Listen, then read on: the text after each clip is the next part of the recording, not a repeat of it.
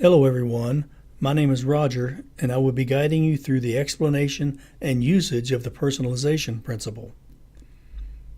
An important feature in any learning situation that is sometimes lost in online learning is the ability to relate to the instructor or presenter. It takes a couple of classes to feel out the instructor in a seated class. To help in this regard for online instruction, using the personalization principle helps satisfy this situation. The principle states that using conversational style and virtual coaches will increase learning. So let's take a look. As I create my online presentations, I refer many times to our textbook that is written in a formal professional style, which is appropriate for this type of book. As I paraphrase, I try to create my explanations in a more conversational style. Even in my communications to you, I usually use I, us, and we as much as possible. Research supports using a more conversational style and a friendly human voice is much better. As with many of the principles, research also shows that this principle works better when less experienced learners are in the target group. So as you create your online training, try to put yourself in the conversation with another person, as in this picture.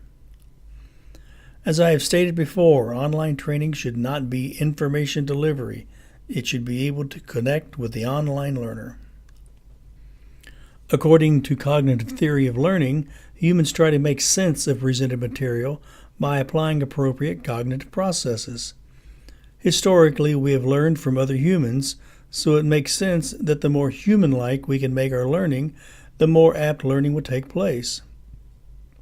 The research shows that we will work harder if we are in conversation with a partner rather than just a receiver of information.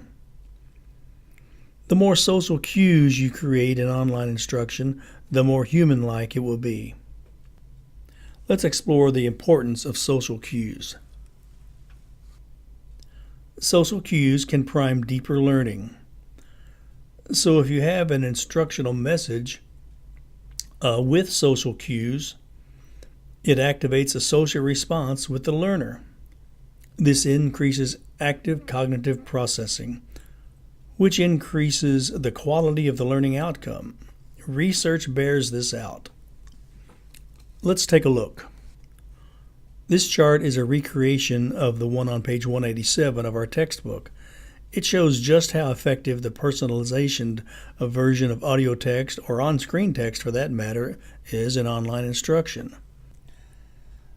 Another part of the personalization principle is the effective use of on-screen coaches to promote learning. Let's take a look at how this works. I've used this picture of me in the past in a couple of our instructions. Using it right away on slide 1 in this presentation set in motion the personalization principle. You immediately are able to put a face to a voice. You now have an actual person to help recall from prior learning as you learn new material. This is what on-screen coaches, sometimes called pedagogical agents or avatars, add to the online training. It establishes a personal connection that helps with social cues, as we mentioned in a previous slide. It does not have to be a picture of a real person, however. It is just as effective to have a cartoon-like character. However, this character should have human features and have animated human movements. It should also have a real voice using the personalization principle we previously talked about. So let's review. Using a conversational style of audio or online text and virtual coaches will make your training more personal, helping with social cues, developing deeper learning.